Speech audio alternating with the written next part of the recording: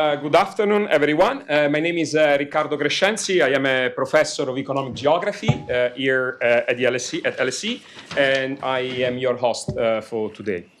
So welcome you all to LSE for today's event, which forms part of the LSE Festival, entitled How to Save the Planet.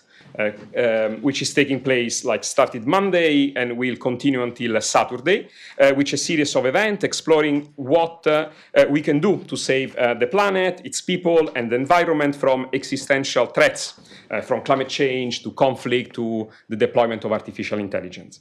In this event specifically, we will discuss green industrial policy, balancing national goals and global integration. I'll say a few words on the specific angle that we aim to tackle in today's event in a moment. But I'm very pleased to welcome a panel of distinguished speakers and guests in the order of seating and alphabetical order, Oliver Harman, Luis Hellem, Anna Valero, and David Willets. And I'm also very pleased to welcome our online audience and everyone joining, of course, today. So let me very briefly introduce the panel. Oliver is a special economist and economic geographer at LSE's Geography and Environment department. His research focuses on urbanization, global value chains, and regional development, and is also co-author of a very nice forthcoming book on green global value chains for sustainable regional development that we are co-authoring. That's right. So, Luis is chief economist at CBI and a member of its executive committee. She shapes CBI's overall view on economic and fiscal policy, leads discussion with senior politicians and policymakers. And very importantly, her recent work includes leading research on UK's net zero economy. So you can see also the close link with today's topic. Anna Valero is director of the Growth Program and professor in practice at the Center for Economic Performance at LSE and deputy director of the program on innovation and diffusion. Her research focuses on sustainable growth, innovation, and she currently also serves as the industrial strategy advisor to Chancellor Rachel Reeves, having previously served as a member of the Council of Economic Advisors. And last but not least, David is a member of the House of Lords and president of the Resolution Foundation, the leading cross-party British think tank. And he served as Minister for Universities and Science and was a member of Parliament. And he previously worked at the Treasury and at the number 10 policy unit. So you can also see immediately how we have possibly the best possible panel to address the topic that we are discussing today. Like I said, today's event is about three key ideas. The green transition that connects so well with the theme of the LSE Festival. Global value chains, so the international dimension of how the green transition can be achieved on the ground, and industrial policy, that is one of the public policy tools that can be achieved, that can be leveraged to get where we want to go. The key point here is that the green transition goes well beyond energy. So the green transition involves all sectors of the economy, manufacturing, services, but also involves skills, finance, as well as innovation. So it is clear that the green transition cannot be achieved in isolation. It's about all sectors of the economy, but it's also about not individual economies in isolation. That's about trade, foreign direct investment, and global value chains. In other words, it's about global connectivity, the global connectivity that is needed to bring the components that are necessary for the green transition to happen. Capital, so that's the funding, the knowledge, the know-how, and the technology, and the skills, of course, as we will discuss. So that's what links all our keywords today. The industrial policy, therefore, needs to balance domestic capacity building, so how we build the domestic capability to support the green transition in all sectors of the economy, with international openness and what I would call strategic connectivity. So we need to reach out, we need to connect out, but given the changing landscape that surrounds us, we need to connect in a strategic manner. And this connectivity has very profound implications, not only at the national level, but also at the local level, when we look at local communities, when we look in a more granular manner at what happens in our economies, in our local communities. So the relevant policy mix goes beyond industrial policy alone, and that's something our panelists will discuss, includes investment promotion, involves education, involves science and technology, infrastructure, as well as regional development. So industrial policy goes beyond industry to be something that becomes a full embracing policy agenda and a portfolio of initiatives. Global integration, however, creates opportunities, but also geopolitical dependencies and strategic vulnerabilities that need to be taken into account. So LSE research, this is how we will start with Anna. LSE research can help inform these policies, can help shape these policies by using data, by using rigorous analytical methods to understand how these processes unfold across firms, across sectors, and across places. Very important. So how is this panel going to work? Anna will start. David will follow, then Luis and Oliver. So we'll have like a nice structure with 5-minute statements, initial statements by our speakers, followed by 2 minutes for them to react to each other's statements, and then we will open the floor for questions from the audience here in the room and from online. For those on social media, for social media users in the audience, the hashtag for today's event is hashtag LSE Festival. I would ask you to please put your phones on silent so as not to disrupt the event. The event is being recorded and will be made available if there are no technical issues at the podcast, subject to no technical difficulties. I'm reading the instructions I was given. As usual, there will be the chance for you to put questions. So just like let's let the panel make the initial statements. There will be plenty of room for questions. So following their initial statements, there will be a Q&A session from here and online. I will ask you to introduce yourself, tell us your name and your affiliation, both if you are posing your questions online or here in presence. But let's move on to the panel. Anna, the floor is yours. Thank you. Thank you, Riccardo. And it's really great to be here to discuss this important topic. So I'm just going to say a few words on policy debates on sustainable growth and industrial strategy, with a focus on the UK, how that's evolved, how our research has fed into that, and then kind of where we are today, what some of the opportunities and challenges are looking forwards. So as many of you who follow UK policy will know, there have been a number of industrial strategies and growth plans over the years. If you look, say, since the coalition government, quite a few different plans, sometimes an explicit industrial strategy, sometimes a broader plan. But beneath that high-level chopping and changing that many of us talk about, there's been some level of continuity when it comes to a focus on clean energy technologies.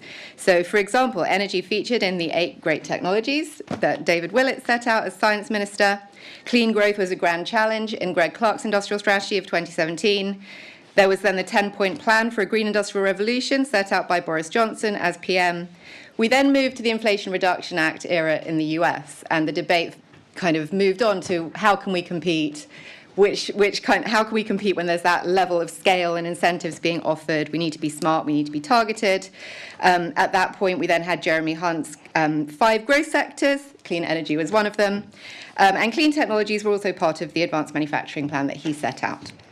So alongside this kind of industrial strategy evolution, of course, there were evolutions in climate policy too, and in 2019, the UK became the first advanced economy to sign net zero into law by 2050. So today, where we are today, we have a clean energy mission of this Labour government, clean power by 2030. There's obviously lots of other stuff that matters for net zero, but the topic for today, there's also an industrial strategy, and I would say this is more than industrial policy. It's a strategy. It contains skills and all those other policies that you mentioned, as well as perhaps more traditional industrial policy type subsidies or R&D support, etc. And this seeks to build on the related areas of strength in the UK in high growth sectors. And clean energy or clean technologies feature in that, but it's not only that. There's services like creative industries, financial services, other things as well. So that's great, but we're also at this point seeing a fracturing on the kind of green growth consensus, both internationally as well as in national debates. This is something that actually there was quite a lot of consensus on until recently. And also then in current debates, in part shaped by that, there's been a shift to talking about resilience. And when we think about the current context with the complexities of international supply chains, fossil fuel shocks strengthen a lot of the resilience arguments for clean energy and domestic capabilities. But of course, the new context creates new resilience challenges because, as we know, for clean technologies, there are other supply chain risks. And that's why thinking about interconnectedness, what you can do at home, what you need to rely on partners for is really important. And as recent analysis from the IEA highlights, China's dominance in certain areas is really quite high, particularly solar, for example, 85% of solar supply chain production capacity. So in this context, the question we're asking is, for industrial strategies, we have an urgent need for growth. We have national decarbonisation targets, which have associated investments.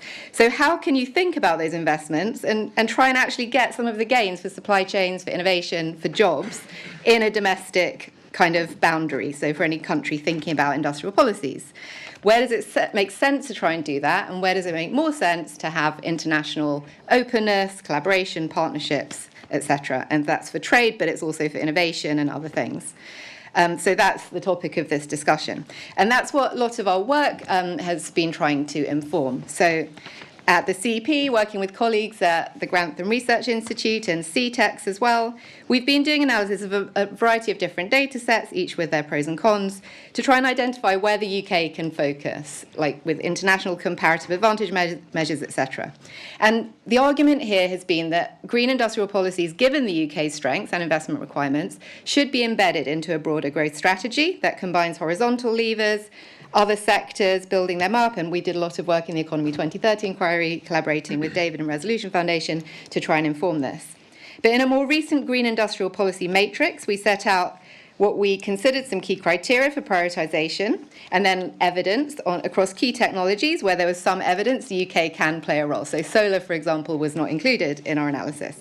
So we considered opportunities for growth, so likely market size, comparative advantages of the UK in both trade and innovation, so how likely you are to access that market, and the likely economic benefits. And for this, we look at spillovers. So by looking at how innovation spills over within national boundaries and across them, that's another important metric. We then considered strategic importance, how important is a particular technology area for decarbonisation objectives in the UK, and then what are the kind of supply chain and resilience considerations on that, and then we considered the distributional aspect. So where are jobs, are jobs going to be created from this, where would they be located, and what's the regional spread of opportunities? So this kind of work doesn't just inform specialisation within countries, but also it can help inform, because of those connections, which partnerships to nurture. Very briefly, some examples of findings. For example, when we look at trade and innovation, there are signs of comparative advantages in areas like CCUS, carbon capture usage and storage, nuclear, offshore wind. These are all subsectors in the UK's current industrial strategy. There are also, you look at broader areas, so we had a category, decarbonisation of buildings. While overall we didn't seem to have a strength in that category, when you look at heat pumps, which is strategically quite important for the UK, we had a bit of a comparative advantage there. The patterns of regional specialisation are really appealing because, and I think this is consistent with work of the CBI, while a lot of innovation activity overall happens in London and the South East, when you look at the specialisation of places on clean technologies, that's higher outside of London and the South East. And a lot of that is due to natural capacity and legacy industries. And there are real opportunities for leveraging strengths in the UK's research base. This is like a core strength of the UK. We track innovation spillovers from science in universities into these technologies.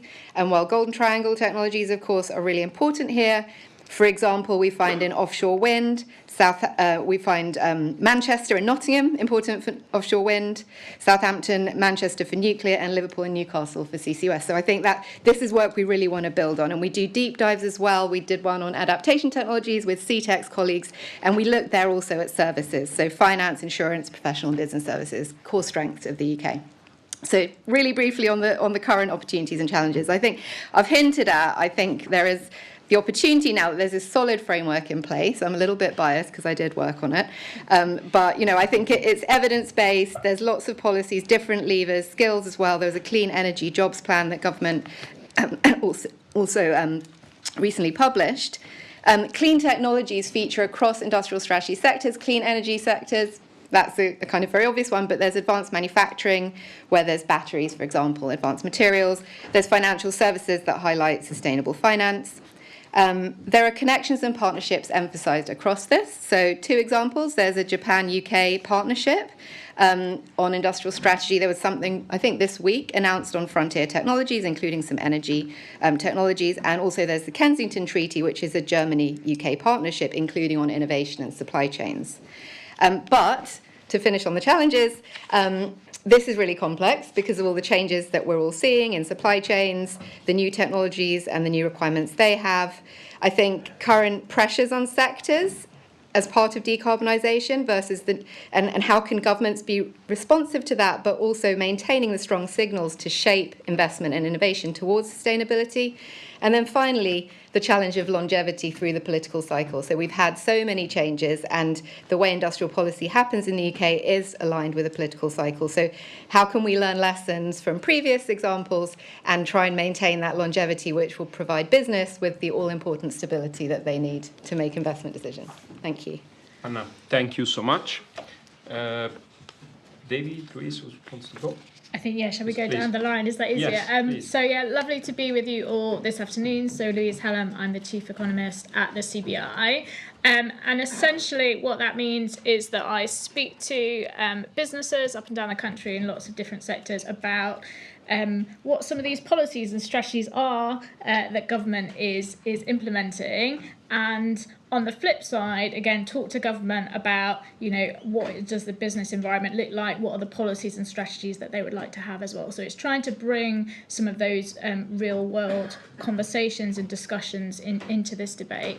And particularly as my role as Chief Economist is obviously to also think about what is the evidence for some of this kind of policy and some of the analysis as well. So there's kind of 3 points I wanted to make, kind of 3 areas I wanted to cover. The first one, as you happily kind of covered in the introduction, is that through our consultancy CBI Economics, one of the projects that we have done, and this is, I think, the 4th year in a row that we have done it, is to look at the size of the net zero economy in the UK. So there are lots of great growth opportunities, if we've heard about, for future growth in the sector. But actually, we were really interested to know what is the current size of that economy, what is the potential value that it's already creating. And I think we've been really excited by that work because it shows that this is a sector from its direct contribution and those spillovers to the rest of the economy that's already generating £100 billion worth of economic value to the UK economy and is supporting more than 1 million jobs as well. So I think one of the big messages that we wanted to show with that piece of work is that the net zero economy is already a big part of the UK economy, and it's a really important part of our national industrial base as well. And I think, again, as we've heard in the introduction, that is not just about the energy sector, that is about the contribution that it makes across manufacturing, across construction, across high value services as well. A lot of these businesses that are involved in this sector are not just some of those kind of big national players that you might have heard of, and again, some of those, kind of big energy suppliers, but actually there's a whole network of kind of SMEs across the economy that's also involved in this as well. And one of the exciting findings behind the work as well is that on average, the kind of jobs that are attached to this sector are also really high quality, high productive, and therefore highly paid jobs compared to the average. So on average, they pay about £43,000 a year if you're working kind of full time in that industry as well. So I think that's the big important message, the first one that I want to say. This is not about kind of future projection. These are jobs and businesses that exist today, and they do provide that benefit in terms of high quality, high paid jobs as well. The second thing, particularly when I'm talking to businesses across all sectors around the industrial strategy, around growth, is the importance that energy plays in that, and particularly around affordable, secure energy. And that is really essential if we're thinking about increasing the growth in the country, if we're thinking about the success of the industrial strategy as well. This morning I went to actually like a kind of similar event at PwC that we've been working with them and a trade body called Energy UK with a piece of analysis that looks at what could the relative benefit be to the UK if we were to reduce energy costs in the UK and have them so that they were more comparable to our G7 peers, because that gap is kind of widening in terms of energy costs in the UK versus others. And that showed that if we had the same level of energy prices in the UK as in the G7, that could generate £250 billion worth of extra value to the UK economy over kind of 10 years. And the consequence of having that gap between our international peers means that we are losing some of the energy intensive businesses within the UK. You know, you continually hear stories. I think there was kind of Denby Potteries the other day around some of those energy intensive sectors that are moving out of the UK, that are closing down. But also increasingly when I speak to businesses, particularly if they're kind of multinationals and they're deciding on investment projects in the UK versus elsewhere, when they're looking at some of those benefits or costs of coming to the UK, they're actually deciding the UK is becoming more and more expensive, and they're making those investment decisions elsewhere as well. So that is one of the challenges that we think about within this debate. And I think when I talked about affordable, secure energy, I think we can also see that renewables are offering that long-term energy security where we're less exposed to those international fossil fuel prices. So increasingly we're thinking about affordable, secure and green energy when we're thinking about our energy strategy within the UK. And then the third point that I wanted to make, which again I think has been alluded to a bit in the discussion so far, is that whilst we have had a lot of these strategies, and like we say, they might have all been caused kind of slightly different things, everybody, well, not everybody, but there's been a broad consensus, like I say, around that transition towards a greener economy, a greener energy mix, which has seemed to start to break down a little bit in the last few years. And particularly when we're thinking about some of those investment plans that need to happen, you know, actually having that reliability, that consensus on the direction of travel, if that's breaking down, that makes those investment decisions a lot harder. And I think one of the messages through this for me, and goes back to that report that I mentioned at the beginning about showing the opportunities for people, showing those job opportunities, is that we need to make sure any energy transition within the UK is really managed well, and it's got that focus on people, on places, and building up that resilience in the UK economy as well. I think, again, as Anna mentioned, some of the work that we've been doing is looking at the clusters for the net zero economy in the UK, and it's really exciting to see where some of those kind of hotspots are, but actually it's where we can also still tell that kind of national story. So we've got clusters in Scotland and the northeast, particularly around some of that energy supply and energy generation, but then in Yorkshire, Wales, the Midlands, we've got industrial clusters. London and the southeast, we've got clusters around professional services and financial services, and those elements are all really complementary to building up that supply chain and building out that broader net zero economy as well. And I think that, you know, one of the important things, like I say, is that this is widespread. But if you do look at some of those clusters, particularly on the kind of energy side, then some of those are located more in kind of coastal communities and areas that have previously gone through periods of deindustrialization.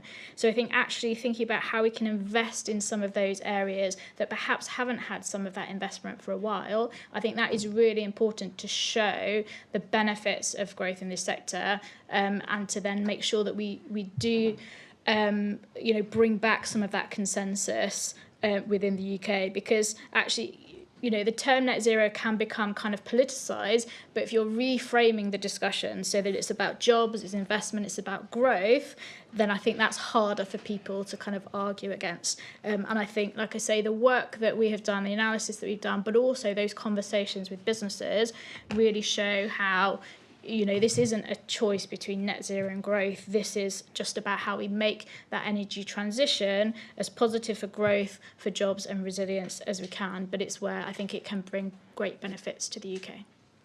Thank you. Thank you, Liz. David. Well, thank you very much for the opportunity of being here with you guys. And we at Resolution Foundation work with the LSE on a whole range of projects. And this is certainly an area where we have a shared interest. Anna mentioned the history of this debate, and I have to say, and she touched on this, for me, the biggest single change by far has been the success of China's industrial strategy. And some of the hopes we had 10 or 15 years of being a major global player in some key technologies have basically been overtaken by the dominance of China. So a lot of these strategies, both in Britain and in some other advanced Western countries, look rather more defensive and rather less optimistic and global than they did a decade ago, because there's one country that has certainly delivered an industrial strategy successfully. I'd just like to touch on three angles. First of all, so you do have to be very rigorous about where the UK has comparative advantage, and the kind of data that Anna and her team collect is really helpful in giving some empirical heft to that. But as we know, we have advantages in offshore wind, partly because our continental shelf in the North Sea is not very deep, and because of our experience of constructing North Sea oil installations. So there's clearly an opportunity for us there. Though in a moment I'll touch on why we haven't quite seized it the way one might have hoped. We have other advantages as well. Because of those North Sea oil installations, we are a great place to do carbon capture and storage. But another thing that's been talked about for a long time and has proved very hard to deliver in practice, and having served until recently as chair of the UK Space Agency, we sometimes underestimate the role that satellites and Earth observation plays in all this, and where Britain is particularly strong in the key technologies. The best methane tracking satellites are operated by the UK and can now collect much more information about specific locations and evidence about problems in Uzbekistan or wherever in a way that was not possible even a few years back. And although I'm doubtful that we're ever going to see a large number of data centers in space, I do think space-based solar power is very likely. That's a bit of the equation that makes sense. And the UK is one of the world leaders in trying to deliver space-based solar power. So we do still have some comparative advantages. Secondly, where it hasn't worked, and this is a vivid example of how policy has been place blind, is in areas where we've obviously got an advantage, like offshore wind, and there was elegant work done by teams of economists in DESNES and in its previous incarnations, where DESNES always had many more economists than engineers, and their great achievement was the design of things like the contract for difference. But I can remember, even in my day in government, the discussions of contract for difference and how it operates rarely touched on the supply side, who actually was going to be the players that took advantage of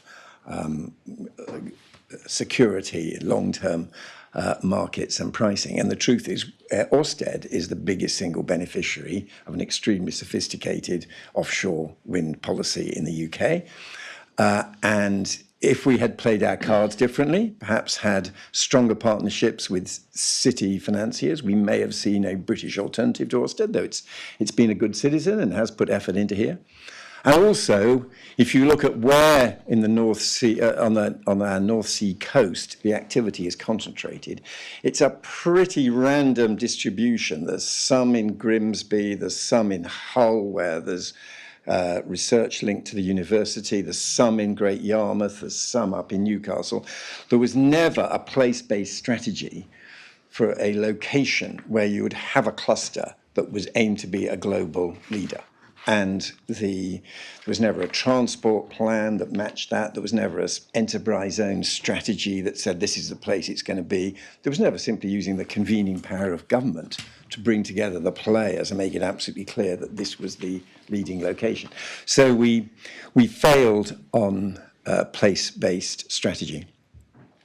And then my third and final point, it draws on my experience of something I'm doing at the moment, chairing the Regulatory Innovation Office in DCIT. And our job in the Regulatory Innovation Office is to try to ensure that regulations don't stand in the way of new technologies and innovation.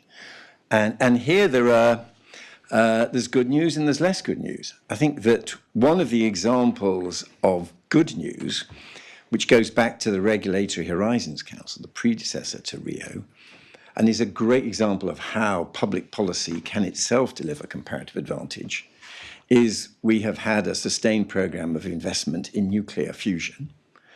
And in quite a few advanced Western countries, it just seems obvious that your regulatory regime for nuclear fission should also apply to nuclear fusion. The obvious thing for a busy minister to do is say, well, it's all nuclear, it's all got one regulatory regime. It was a serious piece of work by the Regulatory Horizons Council about 4 years ago that made the overwhelming case that fusion was so different from fission, it should not be regulated as if it is fission.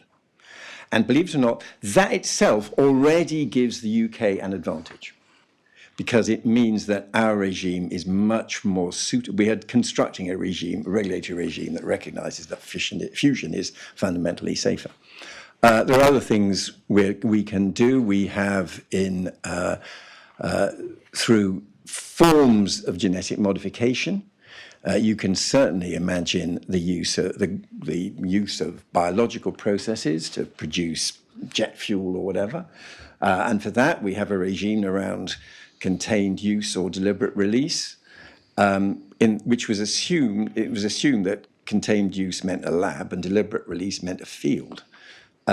You can very well plausibly argue that if these are organisms that, for example, die on contact with the atmosphere or above a certain temperature, that is a form of containment.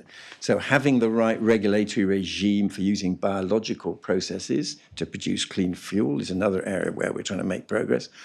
And then there's the more physical and manufacturing side of things, robots, drones, drone deliveries, much less energy intensive and much more efficient than van deliveries, which we're again trying to progress.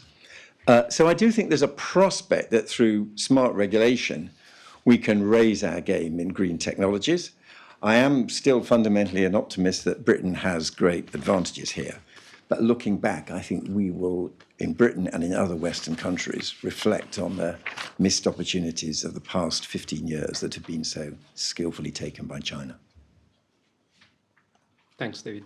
I will leave the floor to Oliver, and then I will try to bring. Okay, please. good. Thank you. Yes, and good afternoon, everyone.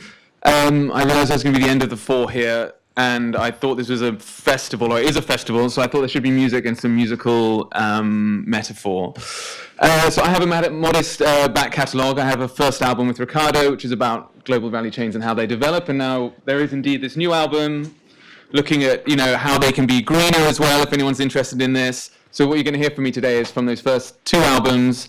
I'm going to try and have some kind of conceptual singles with the other panelists as well. But I'm going to first open with a cover, which I believe someone's going to play in a moment. So yeah, I thought this was a nice song. It sounds like an environmental song, but actually I think it's very much the opposite. It's about a man who got the paradise he was promised. The factory was gone, the shopping mall was under wildflowers, but he is miserable. So listen to what he misses. Don't necessarily look at the video so much as the lyrics. I'm interested in you hearing, and then I'll ask you when to stop if possible, or I'll come up and do that.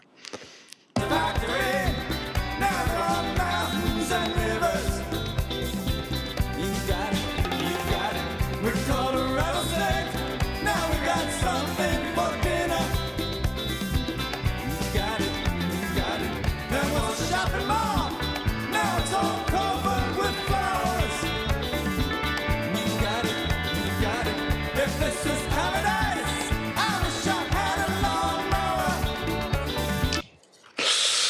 Thank you, and I hope that was a nice little wake up. So yes, he sings, if this is paradise, I wish I had a lawnmower, and I think that's David Byrne at his finest. A few lines on, he also kind of mourns the microwave, saying, we used to microwave, now we just eat nuts and berries.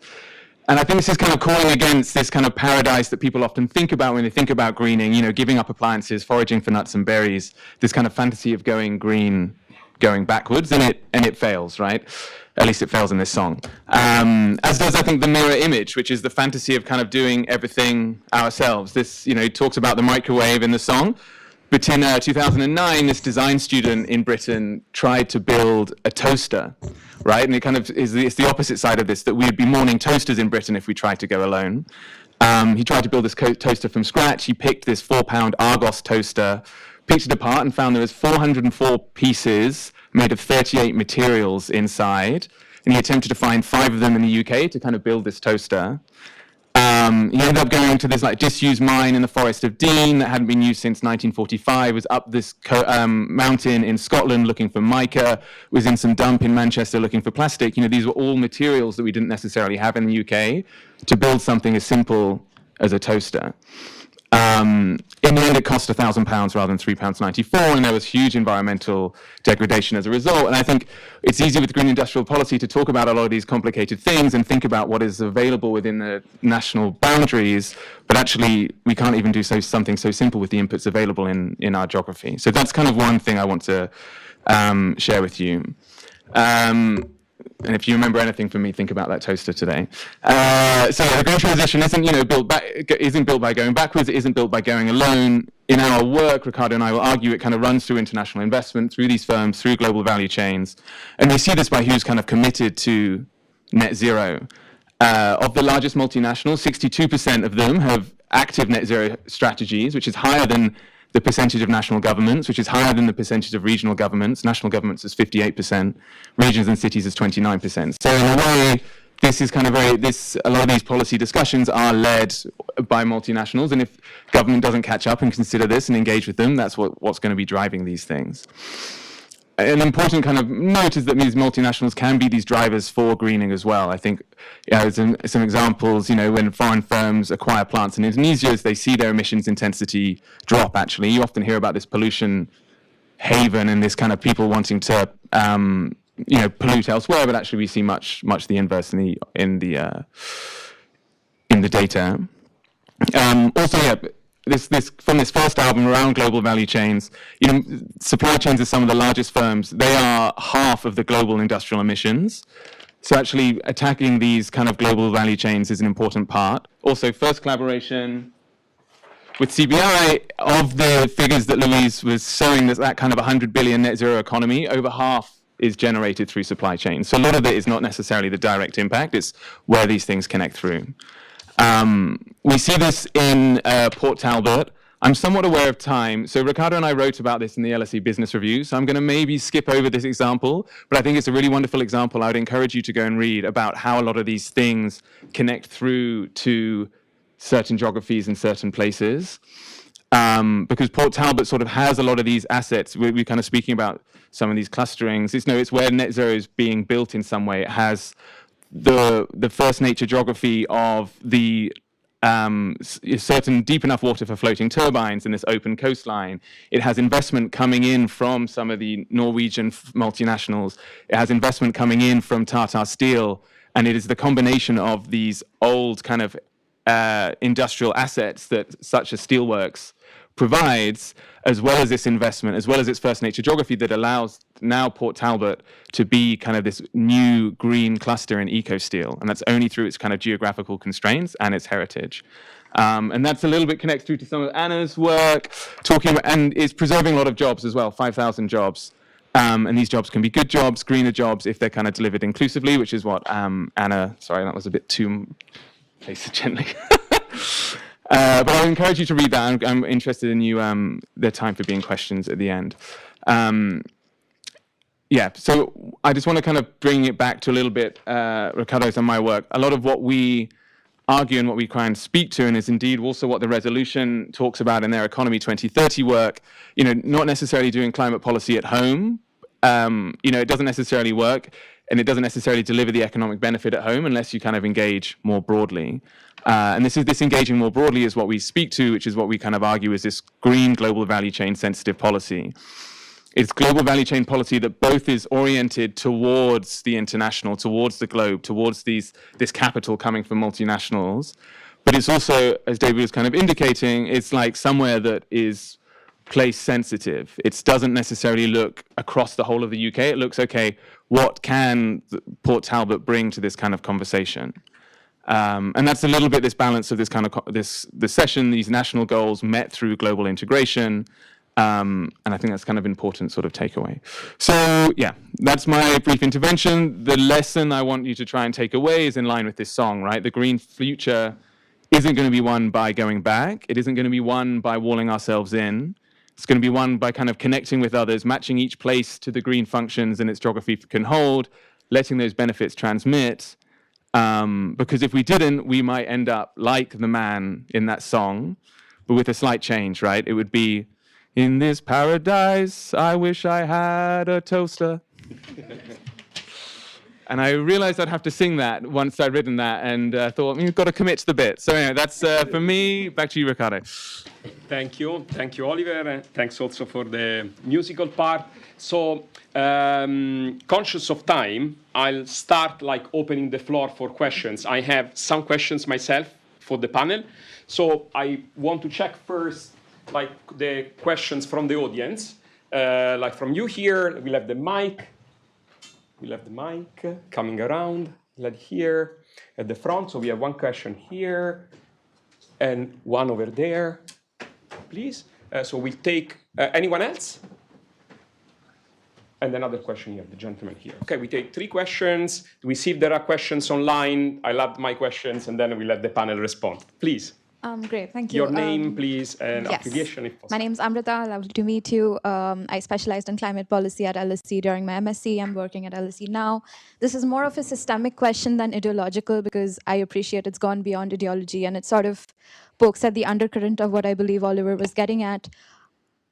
The green industrial policy, UK or global in general, nationally, internationally, do you think it would work even if you do all of these very complicated research and these little interlocking pieces intersecting in different industries that you were talking about? Would it work still in the system that we have of late-stage neoliberal capitalism, or would you need to change the system or move forward to a different system that looks at something more than infinite growth on a finite planet, the results of which we are seeing now? I appreciate that's your buzzword, but you know what I mean. Or what would be something that research or you yourself would propose as an alternative? Thank you. Hi, my name's Advait. I'm an LSE alumnus. I'm now training to be a corporate lawyer in the city.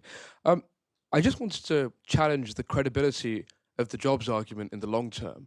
So Lord Adair Turner spoke at LSE a few months ago, and he pointed out that whilst clean energy production has high upfront costs of capital and labour, once these installations are put into effect, the marginal cost of production is very low. You don't need very many people to run a solar plant, for example. So my question is, when we think about the jobs argument, is this actually credible and sustainable over the long term? Thank you. Please. Hi, my name's Elmo. I'm with the Worker Climate Project.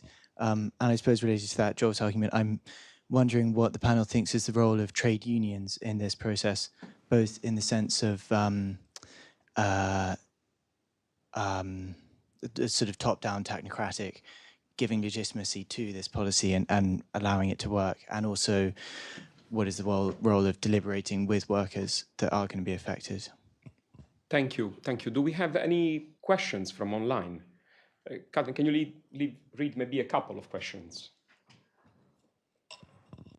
Yes, we have a question from Jean, who's an executive LSE student, and they say, what about legacy industrials such as steel and chemicals, to which many net zero clusters are linked? How to prioritize public support and make the decision to either subsidize them or let them go?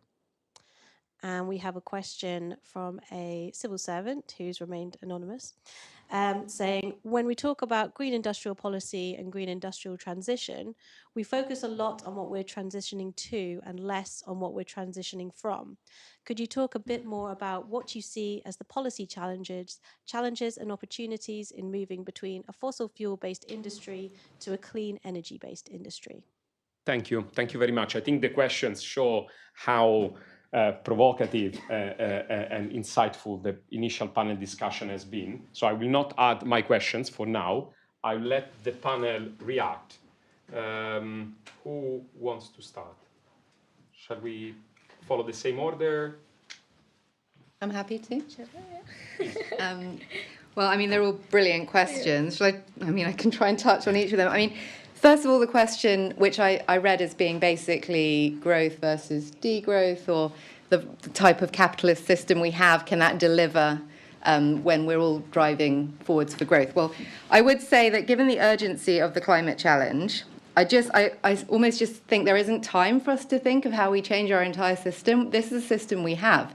And actually, if you think about innovation as the driving force for growth, there are strong arguments, theoretical and empirical, that the net zero transition is about innovation. That's not to say it's easy, but if you can get the incentives aligned, maximize the opportunities where they're there, where the investable propositions are there, but also deal with the disruptions and transitions, I feel like this system that we have now and pushing forward is the best bet for actually addressing the climate crisis, but also for achieving growth, which is much needed.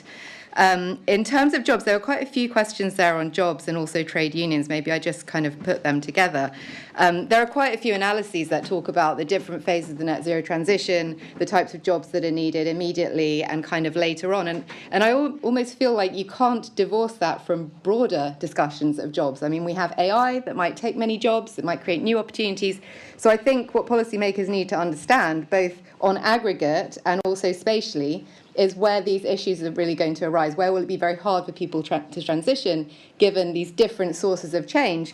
Net zero, just maybe deindustrialization, which has been happening in the UK even in the absence of net zero, and then technological change. So having a proper strategy on that, I think the Clean Energy Jobs Plan that the government set out is really good on specifying exactly what jobs are needed, where, and what are the different policies, including working with unions to make sure these are good jobs. I think that's a really holistic look at that. And finally, I mean, that links to the whole transitions. I think overall, on aggregate, there aren't that many jobs in the UK that are directly in fossil fuels, but clearly this is a really big issue in certain places, and that's why having proper transition plans, learning from the mistakes of the past, but also good experiences in other countries, perhaps, like having place-based policies to ensure people can access new opportunities and deal with that disruption is so crucial. Thank you. Yeah, I think just to add to that, so I thought, your first question is interesting, and I think probably sat here as representing the kind of CBI and probably what most people would represent as, the embodiment of capitalism. I'm sat here talking today about the opportunities in net zero and the growth that brings. So I don't think that, like you say, we necessarily have to see those things in conflict. Actually, it's about again, like Oliver said, actually businesses are one of the bodies who are really engaging in this discussion, in this debate, and leading the way in many ways. So I think actually that already shows some of the response from the industry, and actually again where they're leading the way, it's in that innovation, it's where you can make these efficiencies, where you can add most value to the economy and things like that as well. So I think hopefully that should be a positive sign within this debate. I think Anna's touched on some of the kind of job elements, which I completely agree with, in terms of it's like, how do we make this transition and how do we think about reskilling people? I think the question around what are we transitioning from is an important one, some of the policy challenges. So, within our membership, we do have, some of the oil and gas companies and things like that. And I think, none of the businesses that I speak to, again, aren't invested or don't see this transition. I think there's a question about what is the speed of it, how do you do it in the best way? And I think, again, that is particularly where it's important to have that focus on place. And actually, if you're thinking about, the oil and gas industry and you're thinking about kind of offshore wind, actually a lot of those skills are very similar. So it's about how can you grow some of those areas, like in offshore wind, at the right pace that you can take those people from oil and gas and put them into it. It's not that you're kind of shutting down one too soon to move into the other. And also, I think just within the energy mix that we've got in our economy, and I do think that that diversity of sources is really important, again, for our kind of resilience, for those sustainable sources. We know that it's going to take a while to transition for that anyway. So, I mean, I think the argument that you kind of shut off the North Sea now, etc., kind of misses the fact that that just means that we will be importing more energy from elsewhere. That's actually probably going to be more negative for the climate in terms of emissions and things at the moment. So I think it is thinking about what is that timetable, what is that pathway into transition. Thank you, Louise. David. Yeah, I mean, on the jobs question, Adair, as always, is very good on the long-term trends. And fundamentally, electric motors are more efficient and less complicated to make and operate than diesel and petrol engines. However, when you try to assess the job intensity of the transition, things like retrofitting houses with better heating systems and better insulation is a massively labour-intensive project that's going to take 20 or more years. So I think the transition to Adair's paradise, let's call it that, in the future is going to take quite a while and could be very labour-intensive. I also wanted to comment on the legacy question, because I thought that's very interesting. And there's a lot of path dependency in all this, and understanding the paths that have got you to where you are is so important. And so one path dependency is North Sea gas.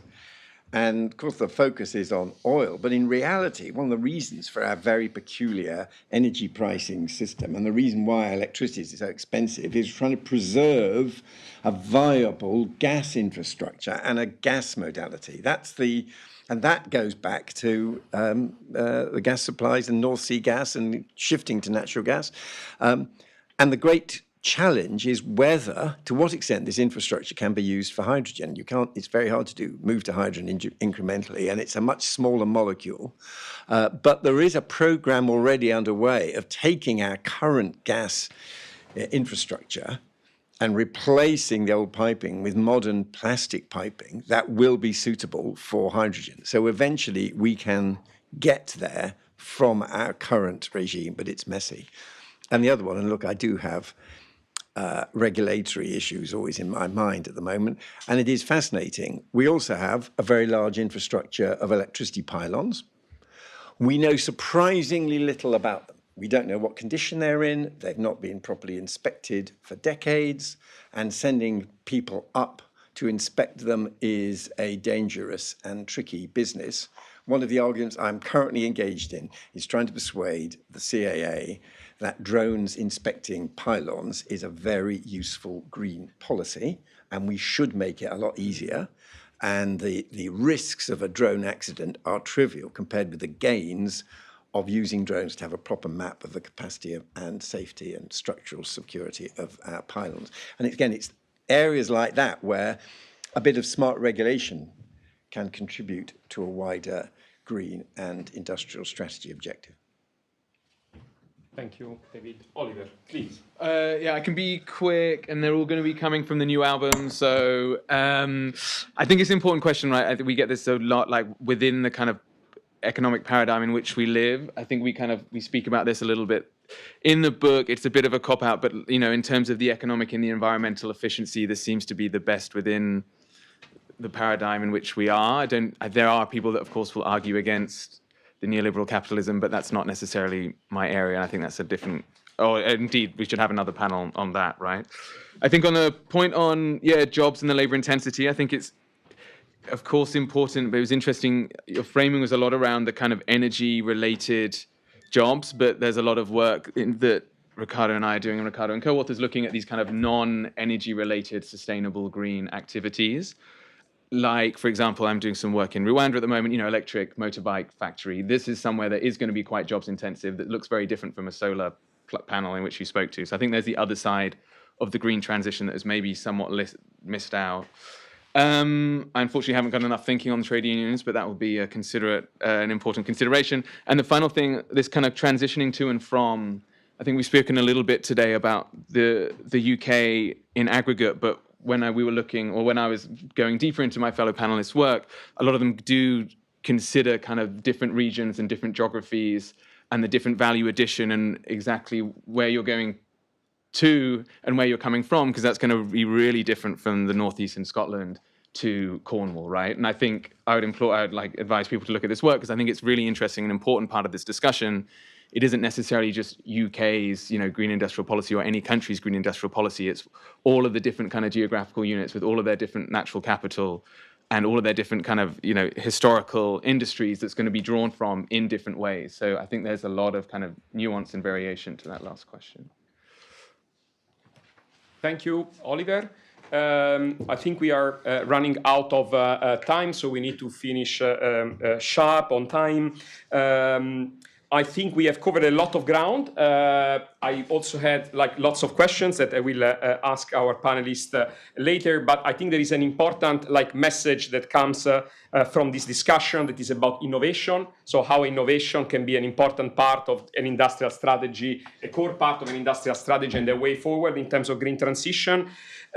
We need to reflect also on the role of innovation, not only in terms of mitigation, like low energy, but also in terms of adaptation. That is something that we need to take into account. How do we transform our economies to adapt to the consequences of climate change? But I think there is an important message in terms of we don't see a conflict between innovation, green innovation, and job creation. Job creation that takes place and good, high-quality jobs that are generated outside and beyond the energy sector. So what comes, I think, from all our speakers is something that tells us, okay, there is a lot that can come from all sectors of the economy and their effort to contribute to the green transition. That's why an industrial strategy needs to move beyond an exclusive focus on energy to embrace the whole of the economy, and that's where job creation opportunities are. Also, the industrial policy needs to have a place-based dimension, because when we think about the jobs that are created, but also the jobs that are destroyed in all big technological shifts, the geography of job creation and the geography of job destruction do not overlap. So it's very important to think about policies that target the generation of jobs where they are needed the most, and that's the place-based dimension of an industrial policy that is about innovation and jobs at the same time.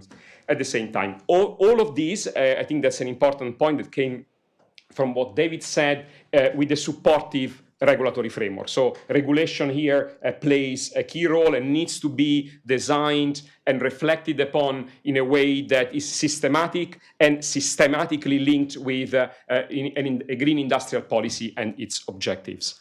I know that's a very poor summary of an amazing debate, but please join me in thanking our speakers today for this insightful discussion. Thank you all at the LSE and online for being with us today. It has been an amazing event, at least from my standpoint. However, it's not the end. There are lots of more exciting events coming up this week at the LSE Festival, so please take a leaflet, check the LSE Festival program online to see more events coming up, as well as a very interesting exhibition on the ground floor of this building. Thank you very much.